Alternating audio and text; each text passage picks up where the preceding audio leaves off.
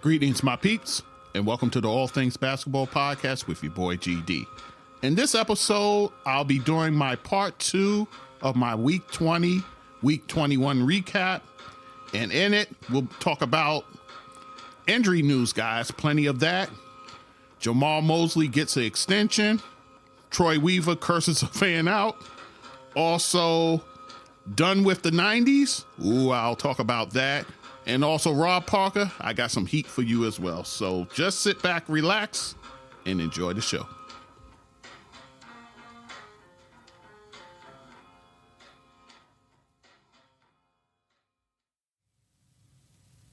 Okay, guys, it's your boy GD back with the All Things Basketball with GD podcast. And guys, I gave you part 1 of my Week 20, Week 21 recap. So now we are going to do part 2. A lot of news here to get to, guys. But before I even get to the news, let me just rant for a little bit, if you don't mind. In part 1, I talked about women's college basketball, how everything is coming up roses for women's basketball. Of course, you got the Caitlin Clark phenomenon. Then you got the freshmen as well that's going off. Juju Watkins, of course, leading the way in that regard. Also, Hannah Hidalgo. Then in Texas, you got Madison Booker. And then for the undefeated South Carolina Gamecocks, you have Malaysia Fulwali. And then for LSU, you have Michaela Williams. And the list goes on.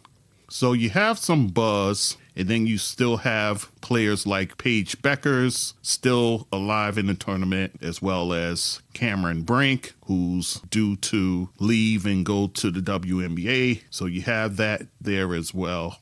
But you have a certain segment of, I'll just say, a certain segment of guys that wants to pour cold water on women's college basketball. Namely, Rob Parker. I was just listening to a clip where he basically said the phenomenon that is women's college basketball is just a mirage. It's all about Caitlin Clark and nothing else. And if she gets knocked out of the tournament, no one would care about women's college basketball. I vehemently disagree with that premise. As I said, you still have an undefeated South Carolina team. Very deep team, of course, coached by the great Dawn Staley. So you have that. You still have blue blood coaches like Tara Vanderveer, as well as Gino Auriemma for UConn. Vanderveer, of course, for Stanford, still alive in this tournament. I mentioned the freshmen that are still alive in the tournament as well. And you just have some storylines there that will still carry even if Caitlin Clark gets knocked out of the tournament. So this whole notion that one person is carrying the load and then you had another guy say the same thing. It must be something in the Fox Sports water there, because this guy was Doug Gottlieb, a person who used to be a college basketball player. So you would think he has some kind of, I don't want to say empathy, but some kind of understanding of what's the buzz is about. But no, he wants to join the Rob Parker parade and cast doubt and just being a Debbie Downer on women's college basketball when it is thriving right now. I don't get it. Let me take that back. I do get it.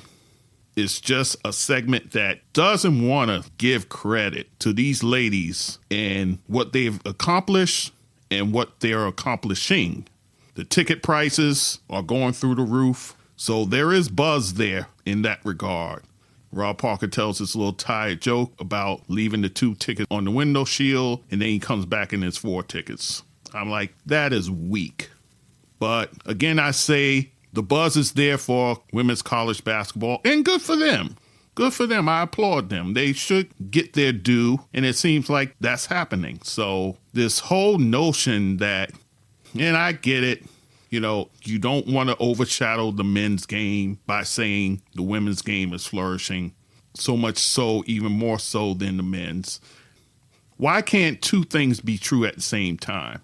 You enjoy the men's tournament and you enjoy the women's tournament. It's still basketball at the end of the day, but what do I know? So that's my little rant in that regard concerning these talking heads who just got their head in the sand, to be honest, and want to be contrarian and so forth. And I got to chide my boy Kris Broussard because he let him spew that nonsense.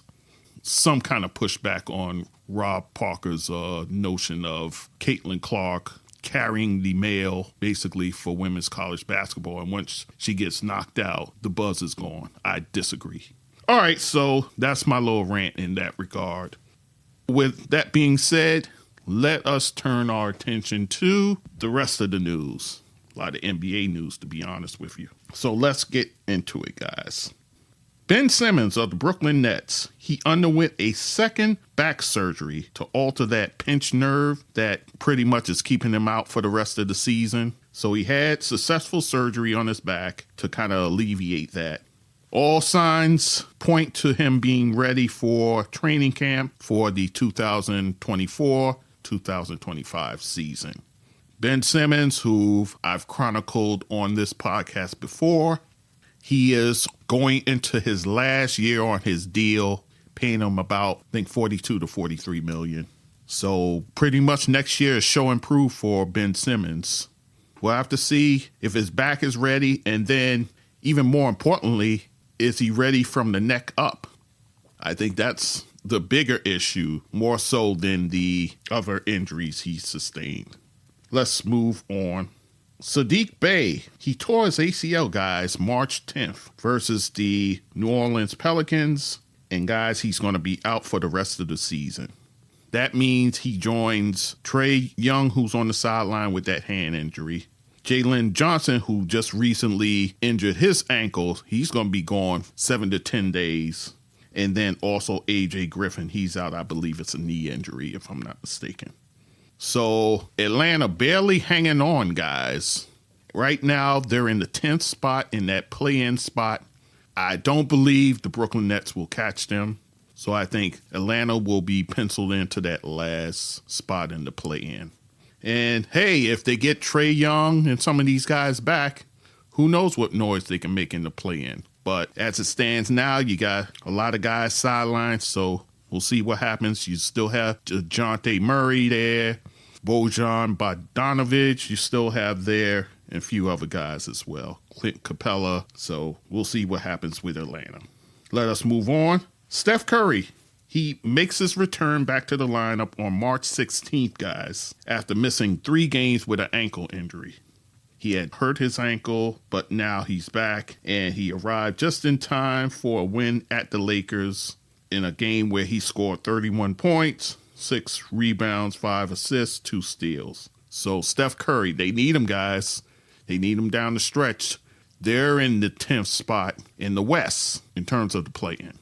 But look out, because the Houston Rockets, I mentioned them in the last episode, they're a hot team right now, led by Jalen Green. So they're right there nipping at your heels. So Golden State's going to have to get themselves together to make this run here. So we'll see what happens with Steph and his Golden State Warriors. Moving on, OG Anunoby. Guys, he made his return back to the lineup after a 18-game absence with that elbow injury. And he made his debut.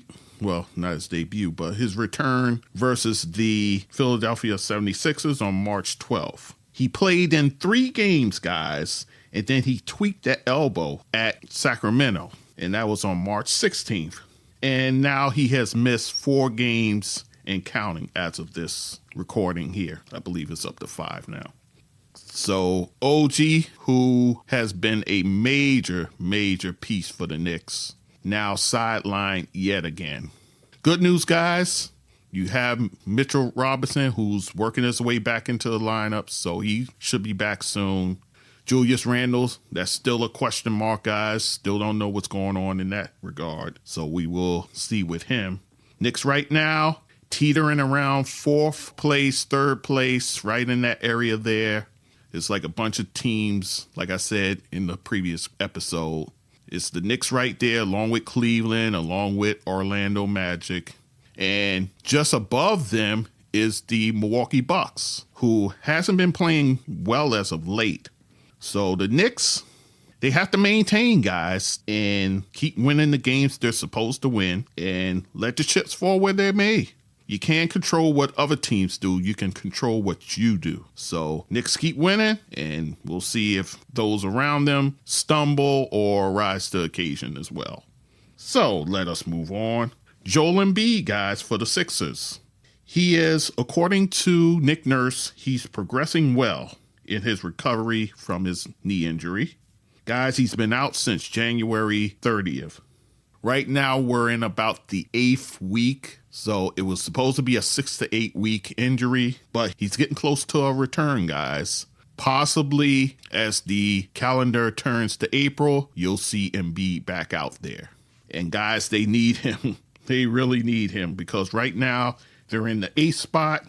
They're about a half game from the Miami Heat and then a game and a half from the Indiana Pacers. So right now they could climb, but it all depends on those around them, like the Heat and the Pacers. So you want to get Embiid back in time for playoffs, that's for sure. And you want to make sure he's 100% because you don't want him going out there less than that. Embiid, we'll see when he returns to the court. If I had to guess, I would say April, sometime early April, just before the season ends. I would think he would make his return. Let's move on. Donovan Mitchell, he's been in and out of the lineup, guys. He's out now with a nasal fracture. He's missed 5 games. Prior to that, he missed 7 games with a knee injury. So, guys, not sure what's going on with Donovan Mitchell, but Cleveland is scratching and clawing, trying to survive without him. They just recently got back Evan Mobley, who returned to the lineup after missing 9 games with an ankle injury. And he returned on a road loss to Miami. So Evan Mobley is back for the Cavaliers. But guys, you need a full deck, especially going into the playoffs. So hopefully Donovan's injuries aren't too serious where he missed a great chunk of time. Hopefully he'll be back soon.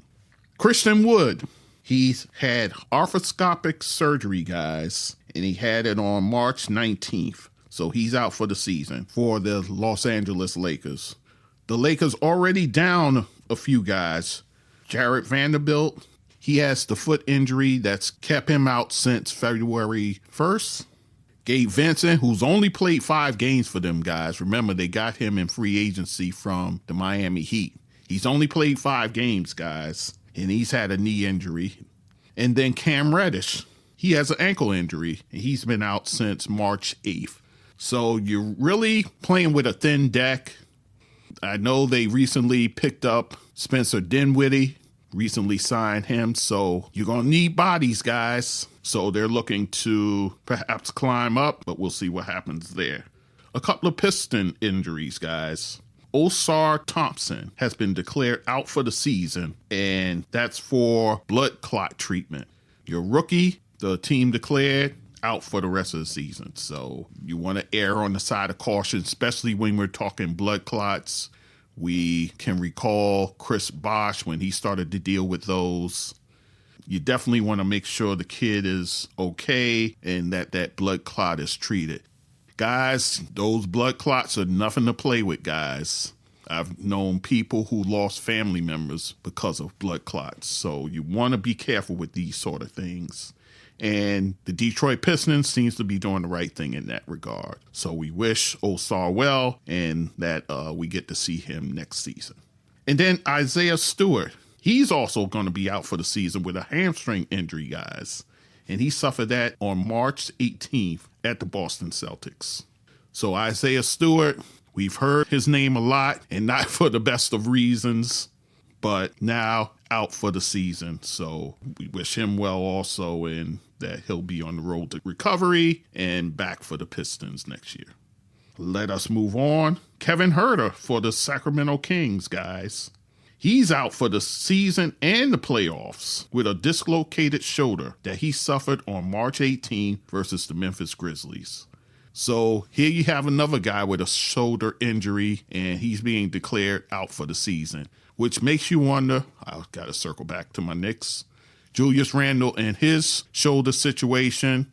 You really don't know what's happening. You know he's trying to ramp up, but the shoulder, that's a tricky situation, guys. So we'll see what happens there. Right now, the Sacramento Kings are 6th in the Western Conference. They're actually tied with Dallas as of this recording. And then they're a half game above Phoenix. So Sacramento Kings, guys, with Kevin Huerter out, you need a guy like Malik Monk to step up and replace his production, which Monk has had a good season, by the way, guys. So let us move on. Brandon Ingram, he's out for 2 weeks, guys, for the New Orleans Pelicans with a bone contusion in his knee. Right now, they're in 4th place, tied with the LA Clippers. So quietly, the New Orleans Pelicans has had a pretty good year. You've had production from Zion Williamson. He's been healthy pretty much the whole season long. You have guys like CJ McCollum there.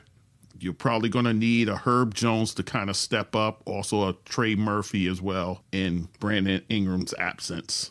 But you got to give a lot of credit to the coach over there. A lot of credit to Willie Green, guys, in that regard. So New Orleans Pelicans doing a bang-up job, guys. They're in 4th in that tough Western Conference. Let us move on. Miami Heat. Tyler Hero, guys. He's missed the last 15 games. First it was a knee injury, then it's now a foot injury, so he's missed 15 games. Kevin Love, he's been out with a heel injury. He's missed 13 games. And now you got Duncan Robinson with a back issues. He's been out 4 games. And then, of course, you got guys like Jimmy Butler, who's in and out of the lineup as well. So Miami kind of teetering, guys. They're in that bottom rung, right around 7-8, right in that area there. Just within the play-in as of this recording, but there's a lot of guys missing for that Heat team. So Eric Spoelstra, he's a guy, he's a mad scientist over there. He'll figure out some pieces to fill in the interim. And then the last injury I'll talk about, well, actually is someone coming back from injury, and that's Russell Westbrook for the LA Clippers. He returns after being out 12 games with that hand fracture, guys. And he comes back to a loss to the Indiana Pacers on March 25th. So this is kind of spilling into this week. So in Westbrook's absence, the team went 6-6, so 500 record, not what you like to see. But thankfully, you get a steadying force like Westbrook back in there. That's helping them because they've been kind of meandering as of late. So hopefully the presence of Russ will kind of galvanize this team. All right, so that is it for your injury news. Let us continue with other news. Detroit GM Troy Weaver gets heckled by a fan in a home loss to the Dallas Mavericks, 142-124. And in that game, he delivers a expletive-filled reaction to the guy. I guess the guy was telling him, oh, you suck at your job, the team sucks, blah, blah, blah. And then he just let him have it with some choice words. And then subsequently, he had the fan removed. Mind you, the fan was there with a Detroit Red Wings jersey. And I never understand that. You're at a Pistons game, but you're wearing a Detroit Red Wings jersey. It's not like it's a hockey game going on, but I digress. But Troy Weaver, the embattled GM over there, his record out of 300 games, he's only won 70 under his watch. He's been there 3.5 years, guys, so he's definitely feeling the proverbial heat, if you will. But we'll see what happens when season's end. I imagine Monty Williams will probably survive, the head coach. Troy Weaver, not so much. That's kind of my prediction. We'll see what happens. Moving on, Orlando coach Jamahl Mosley gets a contract extension, guys. He is now signed through 2027-2028 season. This is his 3rd season as head coach over there. Guys, he's been assistant coach for 15 years prior to that. He had stints with Denver, also in Cleveland, and then the Dallas Mavericks, where he spent 7 years. Right now, he has those Orlando Magic poised for the playoffs for the first time since 2020, and they could have their best record in 13 seasons, guys. all under Mosley's tenure this year. He has core pieces like Paolo Banchero and Franz Wagner.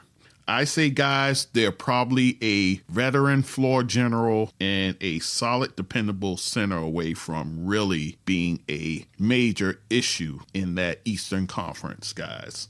But hats off to Jamahl Mosley for doing a great job. And guys, this is just one of those examples of you can't always throw out the coach after a couple of bad seasons. You have to wait it out. You have to see if there's progress. And Orlando did the patient thing. They gave him some good pieces to work with. And now he has this team pretty much overachieving, to be honest with you. For that hard work, he gets rewarded. Good for him.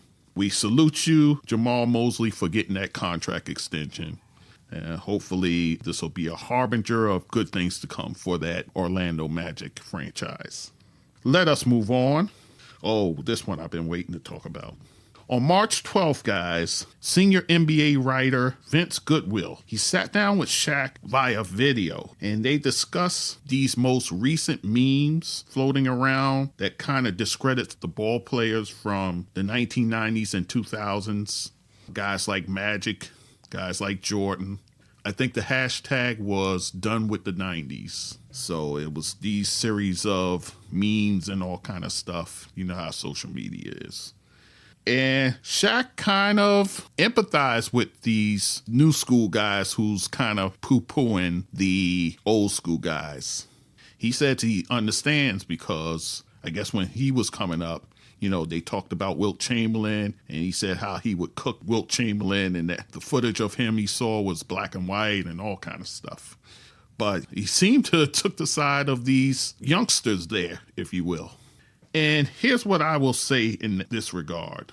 I think the talking heads, the guys you see on TV, the Skip Baylesses of the world, even my boy Shannon Sharp got caught up in it, the Stephen A's of the world, the Chris Broussards of the world, the Rob Parkers of the world. You don't hear it so much on Inside the NBA, thankfully. They don't really indulge in that. NBA Today on ESPN, they kind of talk about who's the GOAT, and all that sort of stuff. So when you do it that way, and I think I've talked about this before, to me, I don't discuss GOAT on this show. I just don't do it because I understand the fact that the 60s is the 60s, the 70s is the 70s, the 80s is the 80s, 90s, and so forth. So if you want to ask me who was the best during a certain era, then we can have that conversation. But if you want to go into this GOAT stuff as an overall all time, I can't have that discussion because different circumstances, different situations, like Wilt Chamberlain, he was in a league with when he first started, about 8 teams. So I have to judge it on that. And then you have pretty much when the merger took place. So it's around the 70s or so. So probably the full 70s. Then I would have to think about a player for that era. Then you go into the 80s, maybe spilling into the early 90s. Then you probably talking Magic, Bird in that regard. Then later, Jordan does his thing in the late 80s, of course, into the 90s. And then after Jordan leaves, you have a guy like Kobe who comes into his own. You have the Tim Duncans of the world, so forth. And then, of course, after that, you have LeBron James. So I'm all for having a discussion about eras. So when you have these guys say, who's the GOAT? Who's the GOAT?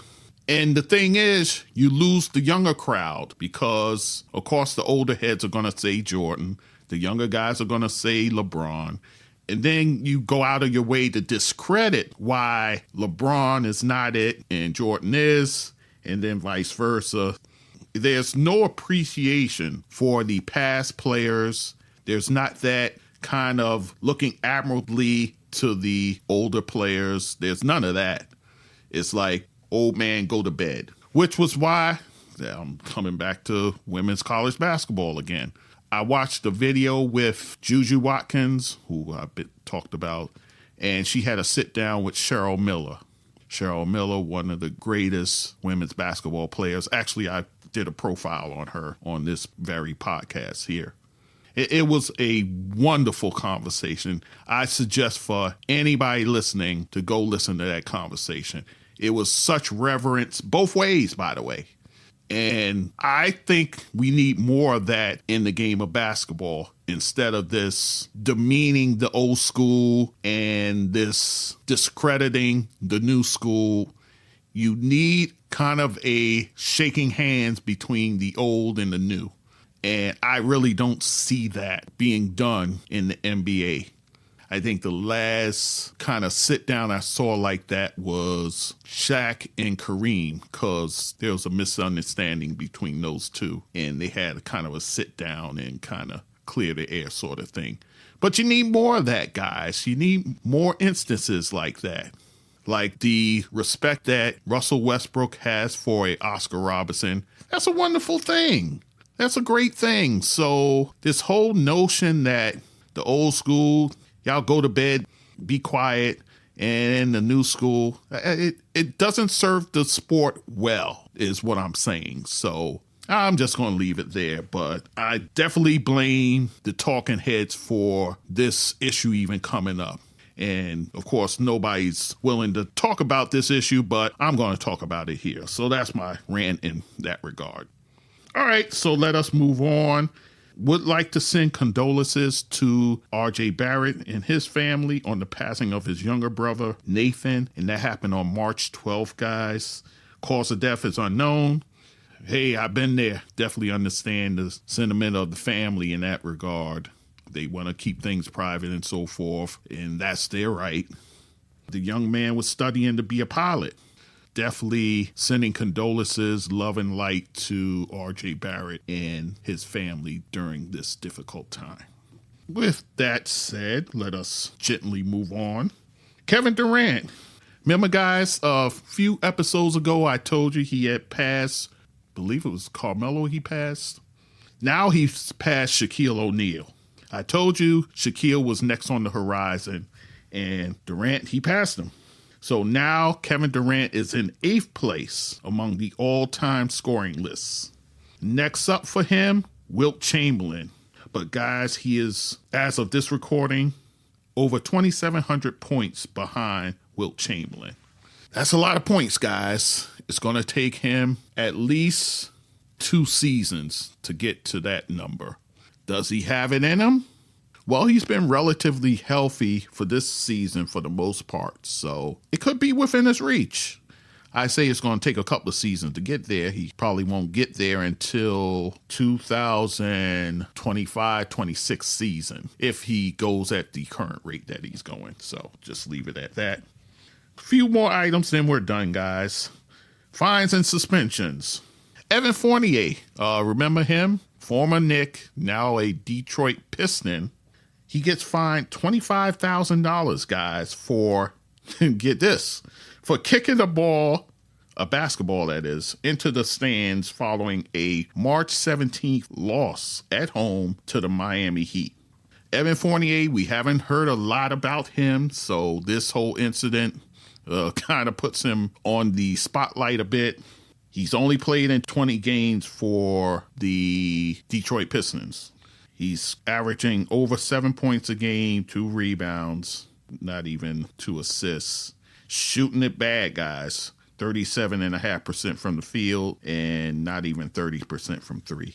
Evan Fournier, his house of horrors continues.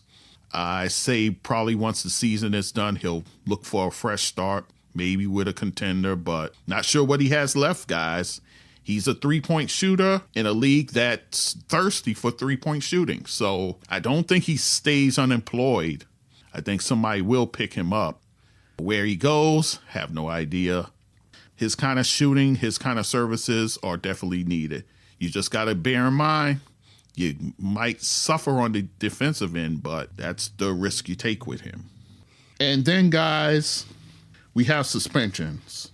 Kris Dunn of the Utah Jazz suspended 2 games, and Jabari Smith Jr. of the Houston Rockets suspended 1 game for a skirmish, I'm using air quotes, during a 147-118 home win for the Houston Rockets.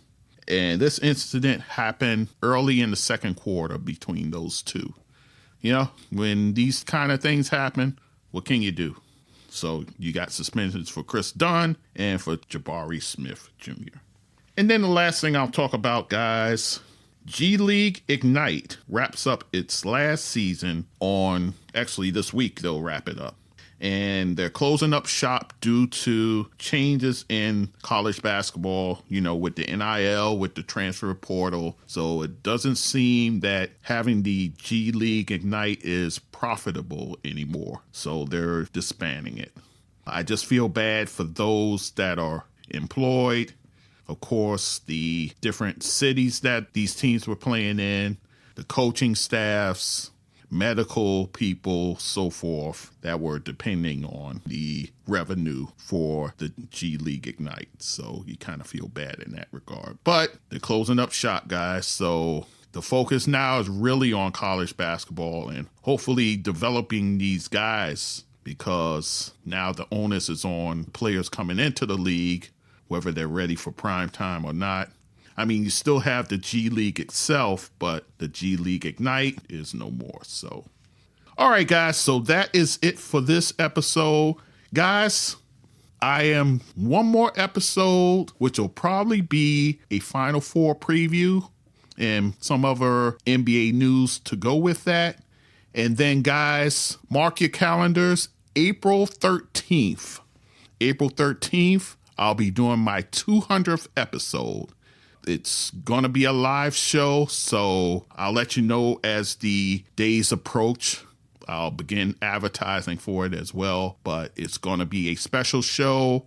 Already got a few people that's going to be in studio, so I look forward to it. So April 13th, guys, a Saturday afternoon, mark your calendars. All right, so with that said, I thank you for listening as always. All things basketball with GD.com, that's the website. Write your reviews, so forth. YouTube, like the videos, write a comment there. All the platforms, podcasting-wise. Of course, Apple, you leave reviews there as well. And support the podcast as well, guys. Many ways to do it. PayPal, Cash App, Spotify, buy me a coffee. You'll hear all about it after I'm done. All right, guys, in the call to action. I thank you for listening as always, and we'll talk soon. Take care.